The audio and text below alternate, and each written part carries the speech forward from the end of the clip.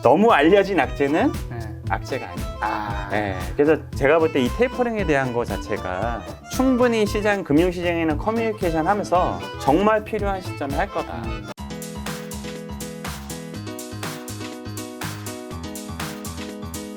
자, 현재 그 주식시장 네, 이제 벌써 반년 정도 지났지만 그렇습니다. 현재 주식시장에 대한 좀 점검 및 네. 뭐 리뷰 네. 한번 좀 부탁드릴게요. 일단은 최근에 네. 코스피 지수는 연초 대비 좀 올랐어요. 네. 예, 근데 코스닥은 아마 뭐 보합 정도 수준일 것 같은데 변동성이 좀 컸잖아요. 그렇죠. 지금 네. 1월 달에 3,260 찍고 네. 뭐 2,900 후반까지 갔다가 지금 계속 왔다 갔다 하고 있죠. 네. 3,100, 그리고 200 사이를. 최근에 코스닥 같은 경우도 네. 거의 10% 가까운 조정도 좀 있었거든요. 예, 그래서 변동성이 좀 많이 커진 상황인데 네. 최근에 변동성이 커진 이유를 좀 알아야 돼요. 뭔데요? 이게 저희가 작년 3월에 코로나 이슈가 있었고 그렇죠. 그다음에 주가가 저점을 찍었잖아요. 네. 그다음에 유례 없는 또 통화를 많이 풀었고 네. 재정 정책도 폈고 네. 해서 이제 죽어가는 금융시장을 살렸죠. 미 연준이 살려놨죠. 네. 예, 살려놨었는데 이제 작년 같은 경우는 유동성 장세였어요. 그렇죠. 예, 계절로 따지면 봄이었죠. 봄. 예, 꽃이 피는 봄이었죠. 네. 유동성 장세에서는 아무래도 전반적인 기업들이 다 같이 잘 올라요. 네. 예, 오르는 상황이었고, 그리고 성장주 움직임이 상당히 좋았었던 거고, 특히 성장주가 좋았었던 상황이었는데, 올해 들어서 여러 가지 이유로 지금 이제 국면이 전환을 하고 있는 상황인데, 이제 계절이 봄에서 여름으로 바뀌는 거죠. 그러니까 지금 작년이 유동성 장세였다라고 하면은 올해는 이제 실적 장세로 넘어오는 상황이라서. 그쵸? 그래서 이렇게 국면이 바뀔 때는 우리가 계절이 바뀔 때 이제 환절기 때 이렇게 보통 감기가 많이 걸리잖아요. 그러니까 시장 같은 경우도 이제 조금 적응하는 시간이 좀 필요한 거죠. 네. 그래서 봄에 잘 되는 이제 기업들이 있는 거고 네. 여름에 잘 되는 기업들이 있는 상황인데 네. 이제 거기서 이제 조금 변화가 있다 보니까 이제 시장의 변동성이 좀 컸던 거고 그다음에 인플레이션에 대한 우려가 이제 계속 나오고 있다라 보니까 이제 성장주 같은 경우는 조금 더 부담이 될 수밖에 없는 상황이었던 거죠. 그래서 계절이 변화하고 있는 상황에서 네. 변동성이라는 거를 이해를 해주셨으면 좋겠고, 이런 거는 뭐 단기간의 조정으로 끝날 확률이 매우 높다. 추세적인 하락은 아니다라고 이해를 하시면 좋을 것 같습니다. 지금 상승 가락 있으면 향후 상승 쪽에 좀 더 베팅하고 계시는. 뭐 추세는 살아 있는 거죠. 그냥 일시적인 조정과 국면이 바뀌면서 이제 포트폴리오가 좀 바뀌면서 시장의 변동성이 좀 커진 상황이다라고 이해를 하시는 게 조금 수월하실 것 같습니다. 그 증권사별로 원래 전망치 같은 거 늘 다 발표하잖아요. 네네. 신한금융투자에서 공식적으로 발표된 거는 하반기 이게 네. 상승 쪽인가요, 하락 쪽인가요? 아무래도 전반적인 이게 사실은 네. 이게 수치같이 밴드 같은 것들을 예전에 많이 했었는데 그렇죠, 그렇죠. 제가 알고 있기로는 이제 그런 수치에 대해서는 네. 조금 다들 제시를 매번 틀리니까 제시하는 게 좀 줄어들으신 것 같고 네. 이제 논리적인 걸 가지고 이제 방향성만을 가지고 얘기하는데 네. 저희 회사도 긍정적으로 좀 보고 있는 것 긍정적으로 보고 있는 같습니다. 상황이다. 예. 자, 그러면 최근에 뭐 투자자들 좀 동향은 네. 어떤지 뭐 외국인, 뭐 네. 기관, 뭐 네. 개인 투자자가 있을 텐데. 일단은 지금 최근에 기관 투자자들은 고민이 좀 있을 것 같아요. 기관이요? 기관 왜요? 투자자들. 작년과 같은 경우에는 대형주도 되게 좋았었고, 네. 예, 성장주도 좋았었고, 그렇죠. 예, 그다음 유동성도 훨씬 더 풍부했었고, 네. 주가도 낮은 상황이었는데 이제 기관 투자자들 같은 경우는 그 성과를 측정하는 게 BM이라고 해서 벤치마크 지수가 거의 지수예요. 네. 그러니까 지수보다 더 잘했냐 못했냐를 가지고 항상 이제 고객들 응대할 때도 네. 성과가 좋았다, 안 좋았다를 가지고 그렇죠. 얘기를 지수가 하는. 기준이 되겠죠. 그렇죠. 근데 작년과 같은 경우에는 지수도 좋았지만은 그 기관 투자자들이 매매하는 종목들도 되게 화려했기 때문에 특별한 고민이 별로 없었는데 올해 같은 경우는 지수가 약간 좀 또 박스권에 갇혀서 조금 또 조정도 받았다 이러고 있잖아요. 그래서 지수보다 아웃퍼폼하는 환경이 좀 어려운 상황이었어요. 특히나 올해 상반기 같은 경우는 대형주보다는 중소형주가 좋았거든요. 근데 기관 투자자들의 포트의 대부분 또 대형주에 많이 가 있다 보니까 아무래도 수익률을 맞추기가 좀 매우 어려운 환경인 거죠. 그리고 이제 외국인 투자자 같은 경우에서는 그렇게 적극적인 것 같지는 않고, 네. 예, 약간 제가 판단했을 때는 네. 조금 소극적인 모습인 것 같고, 네. 여전히 이제 개인 투자자들 같은 경우는 꾸준히 이제 관심을 가져왔고 이제 증권사별로 계좌도 많이 터졌고 예탁금도 많이 들었고 이제 증시에 유입이 되는 자금이 많았었는데 지금 주춤한 상태죠. 왜냐하면 지금 개인 투자자들은 제가 볼 때 멘붕인 상황이 좀 많이 있을 거예요. 그러니까 작년에 들어오신 분들 같은 경우는 쭉 상승하는 것만 보셨어. 그렇죠. 하락하는 걸 별로 경험을 못 하셨기 때문에. 그렇죠. 작년에 지금 네. 차트가 딱 여기 네. 지금 일봉으로 어떻게든 봐보겠습니다. 그렇죠. 예, 지수가 1400에서 쭉 올라오는 동안에 3200포인트까지 올라온 동안에 보시면 큰 변동성이 없었어요. 그림 좋네요. 예. 근데 이제 지수가 저점 부근에서 이제 변동성이 크게 없이 쭉 올라오다 보니까 되게 편안한 투자 구간이었는데 지금 올 초부터 딱 보면은 박스권에 갇혀서 지금 올 상반기에 조정하는 모습이 좀 있었잖아요. 그렇죠. 이 조정은 상당히 힘들어하죠. 네. 경험이 없으니까. 그렇죠. 예. 그래서 개인 투자자들 같은 경우는 네. 멘붕인 상황이고 네. 자금이 있으신 분들도 예전 같은 경우 돈을 더 투자를 하셔서 주식 비중을 늘리셨다라고 하면은 지금은 좀 관망을 하고 있는 포트에 대해서 이제 고민을 하고 작년에 개인 투자자분들이 많이 투자하셨던 게 네. 이제 대형주하고 성장주. 뭐 성장주 ETF 이런 것들인데 네. 이런 것들이 지금 다들 슬로우하니까 멘붕인 상황이 온 거죠. 이게 참 아이러니한 게 이게 네. 일봉으로 보면 네. 이렇게 쫙 올랐다가 네. 올해는 네. 좀 이렇게 재미가 없잖아요. 재미도 없고 어. 지금 이게 이렇게 봐서 그렇지 생각보다 변동성이 컸고 심리적인 변동성 훨씬 큰 거예요. 그렇죠. 왜냐면은 이렇게 낮은 부분이 아니라 높은 부분이잖아. 아. 근데 또 웃긴 거는 네. 월봉으로 보면 네. 다 올랐어. 그러니까. 떨어진 달은 없어. 네. 그래서 일반 투자자분들은 네. 투자에 대한 경험을 조금 더 네. 쌓으셔야 돼요. 쌓으실 필요성이 좀 있다고 보여집니다. 저는 일봉보다 월봉 드는 생각이 네. 이게 확실히 그 바둑을 둘 때도 그 안에 있으면 네. 잘 안 보인다 하잖아. 그렇죠. 푼수 도는 사람이 더 잘 보인다 하잖아. 그렇죠. 어쨌든 일봉보다는 월봉이 좀 더 멀리서 보는 거잖아. 그렇죠. 그러면 좀 더 예. 뭔가 마음이 좀 더 여유로워진다는 느낌이랄까. 그 장기 투자자들은 일봉 잘 안 봐요. 주봉이나 월봉 보지. 예, 그 큰 추세를 보는 거지. 네. 예, 일봉은 이제 단기 트레이딩, 사실은 일봉도 아니고 단기 트레이딩 하신 분은 분봉 보고 뭐 이렇게 하시지. 그렇죠, 그렇죠. 예, 그런 상황이라서 뭐 지금 일반 투자자분들 너무 겁먹지 마시고 네. 지금 뭐 최근에 약간 멘붕이시고 네. 저 오늘도 어떤 한 분이 고객분이 또 오셨고 그래서 얘기 들어보니까 네. 그런 좀 두려워하시는 부분들이 있는데 너무 걱정하실 필요 없다. 네. 아. 혹시 팀장님 지금 여기 뭐 김 작가 TV 촬영장 불편하신가요? 자세가 약간 어정쩡하세요. 네.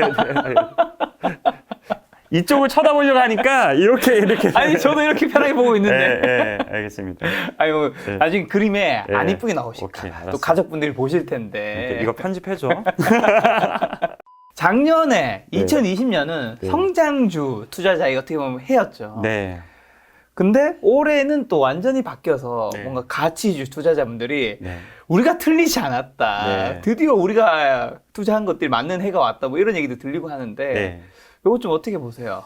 영원한 게 없어요. 네. 네. 달도 차오면 기울고 네. 그래서 영원한 게 없기 때문에 저녁이 있으면 또 낮이 있는 거고. 그렇죠. 그런 해가 상황이- 있으면 달이 있는 거고. 그래서 저는 이렇게 성장주 가치주를 이분법적으로 이렇게 생각하는 게 좀 네. 위험한 부분도 좀 있고 그렇지만은 어쨌든 올해는 성장주 투자하시는 분들은 날씨로 따지면 흐림, 흐렸죠. 비 뭐 맞아요. 이런 상황이고 맞아요. 지수가 하락한 것보다 더 심각한 데미지를 입었고 네. 사실은 이제 중소형주 성장주 투자를 하셨던 분들은 네. 지수 조정보다 훨씬 더 장고의 데미지가 있을 거예요. 그런 상황이었고 가치주 하시는 분들은 작년 하반기부터 좋아지나 이러다가 지금은 이제 조금 많이 좋아지셨죠. 아. 예. 계좌도 조금 살이 찌셨을 거예요. 아. 가치주 투자하시는 분들.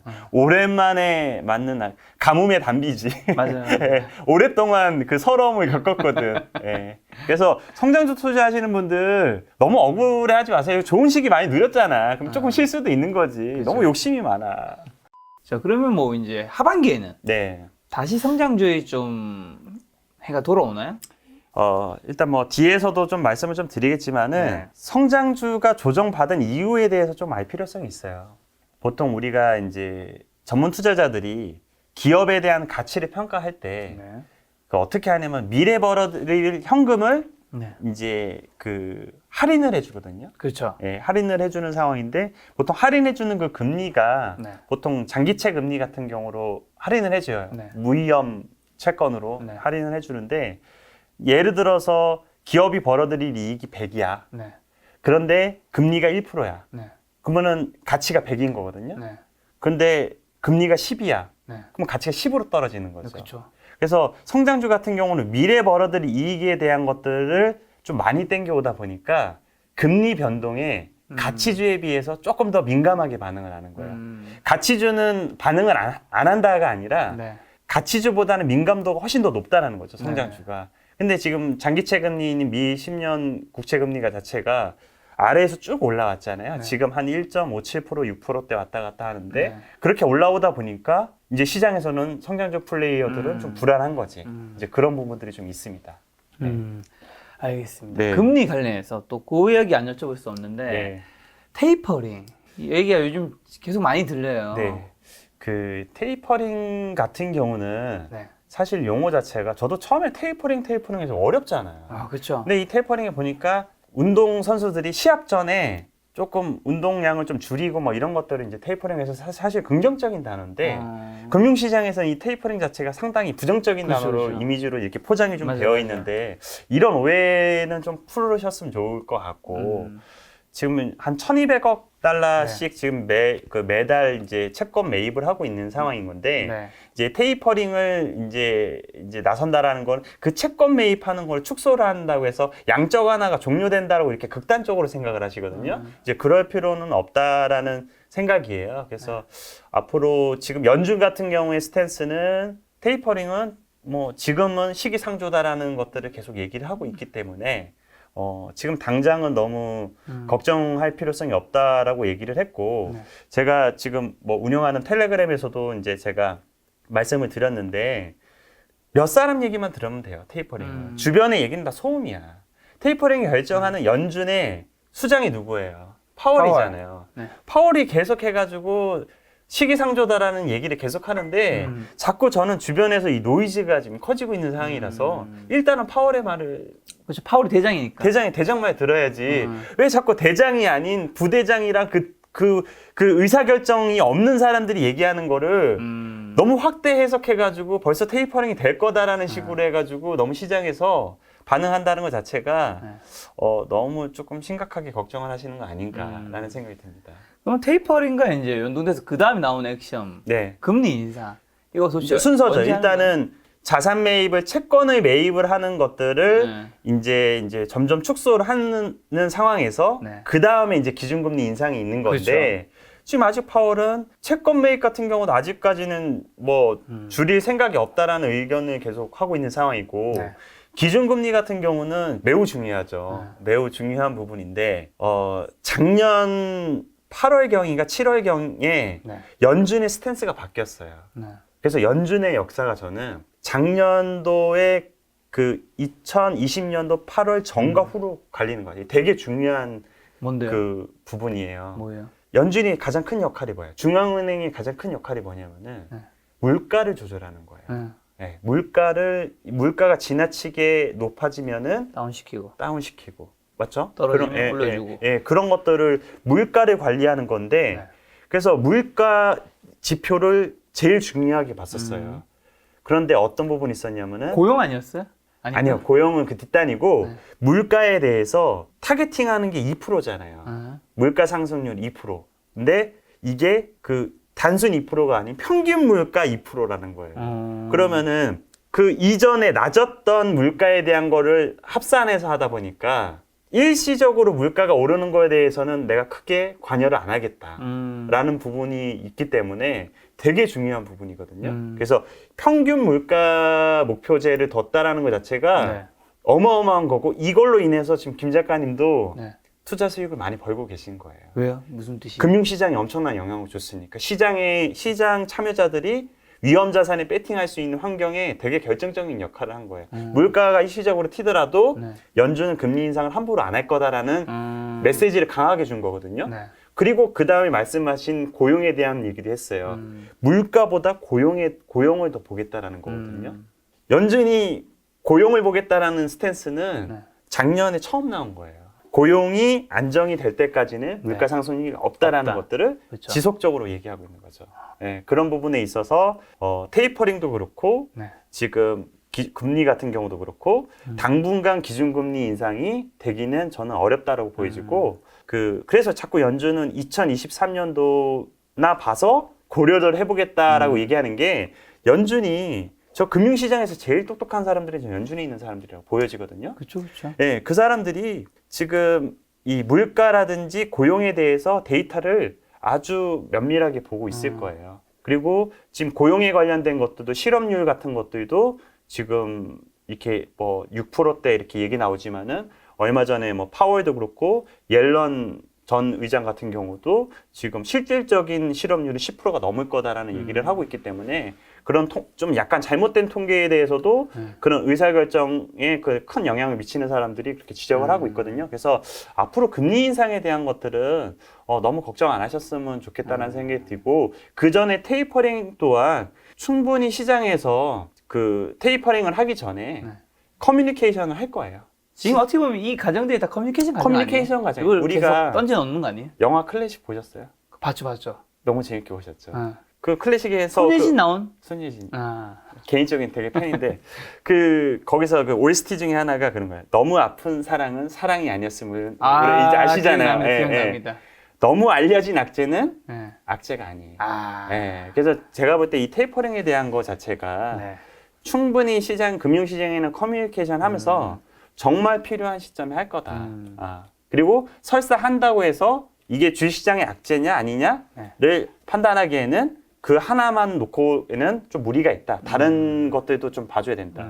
성장이 그만큼 더 된다라고 하면은 봐줘야 되는 상황이고 저는 오히려 금리가 높은 시점에서 금리를 인하하는 게 시장이 더 위기지 금리가 낮은 상황에서 금리를 인상하는 게 시장의 위기라고 생각하지 않아요.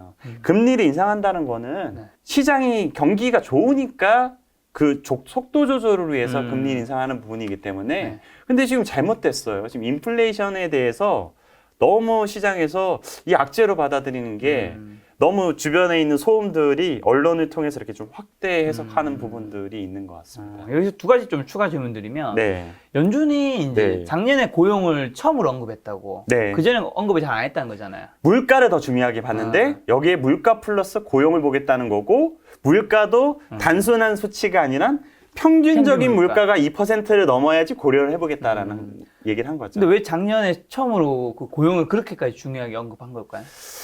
이거는 뭐 여러 가지 이유가 있을 건데 지금 제일 사회적인 자본주의가 이제 태동한 이후에 문제가 되는 부분이 차별화, 양극화. 라는 부분이거든요. 네. 지금 실질적으로 금융시장만 놓고 봤을 때는 지금 약간 버블 같은 느낌이 들어. 가상화폐도 그렇고. 그렇지. 그다음에 시장도 아까 뭐 코스피 지수 같은 경우도 2배 이상 오르지 않았어요. 그렇죠. 그러니까 금융시장 참여자들은 이거 상당히 지금 버블이 아닌가? 너무 많이 올라오지 않았나? 막 이런 의심들이 들기 시작하는 시점이거든요. 근데 실질적으로 중위소득층이나 하위소득층들을 놓고 봤을 때는 경기가 아직 그렇게 살아나지 않았어요. 어려워요. 김 작가님도 이제는 상당한 자산가의 길로 오셨기 때문에 약간 그 아랫 경기를 체감을 잘 못하고 계신 거예요. 아닙니다, 여러분. 그런 이상 소울 내지 마세요. 그래서 연준이 이런 여러 가지 사회적인 문제도 있고 하기 때문에 이런 부분들이 이제 실물 시장에서 중위 이하의 계층들이 충분히 올라올 때까지 아마 그런 부분에서 고용과 물가를 보고 그 경기를 활성화시키려는 정책들을 계속 통화 정책들을 필 거다. 그래서 중요한 점이 실물 시장과 금융 시장을 분리하셔야 되고 또 그 실물 시장에서 고소득층하고 그 중간 이하의 층들이 지금 너무 많이 격차가 벌어지고 있고 이게 사회적인 문제가 되고 특히 미국 같은 경우는 GDP에서 소비가 차지하는 비중이 70%가 넘거든요. 그만큼 그 소비를 부자들이 돈 많이 번다고 해서 하루에 10끼씩 밥을 먹진 않잖아요. 서민들이 되게 그래도 중산층이 튼튼해야지 미국 경기가 잘 돌아가는 부분이기 때문에 이제 그런 부분들을 좀 잘 생각을 하고 데이터들을 잘 보고 있지 않을까라는 생각이 듭니다. 어떻게 보면 사실 고용에서 네. 그 우리가 걱정해야 되는 부분인 게 정말 잘 살거나 정말 네. 좋은 직업에 있는 분들은 네. 사실 그 실업이 되거나 고용에서 뭔가 불안하거나 그렇진 않을 거잖아요. 그렇죠. 어떻게 보면 고용에서 불안하고 실업이 이렇게 되시는 분들은 중산층이거나 조금 안 좋은 직업을 가진 분들이 이제 거기에 좀 해당될 확률이 맞습니다. 많긴 하겠네요. 네. 거기서 좀 그래서 연동되는 그런 부분에 있어서 반드시 좀 이해를 하시고 아마 이 방송을 보시는 분들 같은 경우도 네. 사실은 그렇게 그 실물의 경기 또 어려우신 분들의 그 상황을 실적으로 이해하기가 매우 어려울 건데 이게 큰 사회적인 문제라서 연준도 이 부분에 대해서 심각하게 생각을 하고 네. 반드시 이런 부분에 대해서 이제 고용을 올리고 사실은 고용이 살아나야지 또 뭐 임금도 잘 받고 또 네. 소비로 이어지고 이렇게 선순환 구조로 돌아가다 보니까 그런 부분에 대해서 충분히 생각을 하고 있을 거라고 저는 생각을 하고 있습니다. 금리 인상은 2023년에 고려할 수 있다라는 거잖아요. 네, 맞습니다. 근데 대한민국의 그 주식 네. 양도세가 언제부터 시작하죠? 2023년? 2023년도부터 시행을 앞두고 있죠. 네, 그렇죠. 네. 그럼 어떻게 보면 우리나라는 네. 2023년에 금리가 오를 수도 있는 가능성이 굉장히 높고 연준에서 하니까 아마 그리고- 우리나라는 네, 아무래도 미국 금리 인상하는 거를 살피면서 그렇죠, 예, 한국은행 총재가 그렇죠. 예, 인상에 대한 것들을 조율을 할 거예요. 네. 그러면 근데 그때 주식 양도세도 2023년이면 네. 2023년 장은 네. 조금 약간 날씨가 흐린 경우가 좀 변수들이 좀 있는 건데 이제 그때 다른 상황들을 봐서 플러스 요인과 마이너스 요인을 좀 분석을 좀 해볼 필요성이 있는 상황인 거죠. 어쨌든 언급한 두 가지는 그 해의 장에는 좀 안 좋을 확률이 높은 건 사실이겠죠. 네, 그리고 반드시 2024년도에 금리 인상이 단행이 된다는 보장도 없어요. 그렇죠. 뭐 앞으로 지금 우리가 예측하는 거는 이제 합리적으로 현재 벌어지는 상황을 놓고 봤을 때 그리고 연준이 얘기하는 거를 토대를 가지고 하는 상황인데 그보다 조금 빨라질 수도 있고 좀 더 늦어질 수도 있고 한 이런 변수들은 네.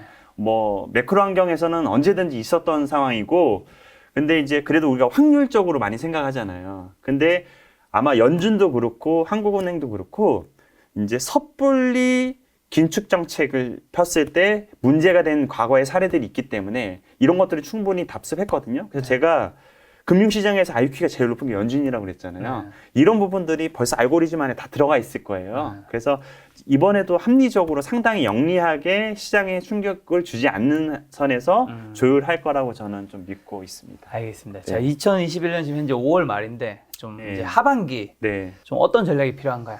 일단은 그 하반기 전략에 앞서서 네. 일단은 또 이제 그 이제 하반기의 주요 이슈들이 좀 어떤 것들이 있냐면은 네.